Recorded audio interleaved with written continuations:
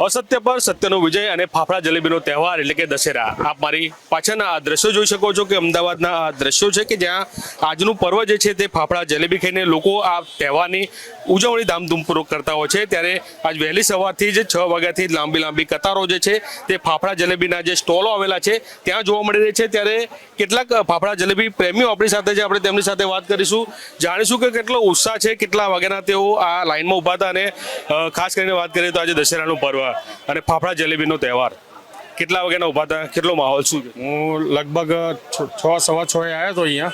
અત્યારે મારો 7:30-8 વાગે નંબર આવ્યો, 8:15ની આજુબાજુ। અમે 4 માણસ આવ્યા હતા, કંઈક 3.5 કિલો ફાફડા 2 કિલો જલેબી ની મય અમે ચાર જણા લાઈનમાં ઊભા હતા। બિલકુલ, ખાસ કરીને પરિવાર સાથે ફાફડા જલેબીની ઉજવણી કરશો, કેટલો ઉત્સાહ? અમને તો લગભગ અમે 12 વાગે અહીંયા આવવાના જ હતા ફાફડા જલેબી ગરબા રમીને, પણ અમે દેખ્યું અત્યારે આ લોકો કંઈક સેટિંગ જ નહોતું આ લોકોનું। પછી અમે ઘરે ગયા, પછી ઘરેથી પછી પાછા બધા કે સવારે જમીશું, નાસ્તો એ જ કરશું, તો અત્યારે અમે અહીંયા ફાફડા નહીં લેવા આવીએ। બિલકુલ, એટલે કે વહેલી સવારથી જ લાંબી કતારોમાં જે છે તે ફાફડા પ્રેમીઓ જોવા મળ્યા છે। મારી પાછળના હું દ્રશ્યો બતાવવા માંગીશ કે જોઈ શકાય છે કે આખી લાઈન જે છે તે જોવા મળી છે કે જે વહેલી સવારથી જ ફાફડા જલેબીના મજા માણવા માટે અહીં તેઓ આવ્યા છે। સાથે સાથે પરિવાર સાથે આ ફાફડા જલેબી ખાઈને તેઓ આજના દિવસમાં આ જયાફત જે છે તે માણશે।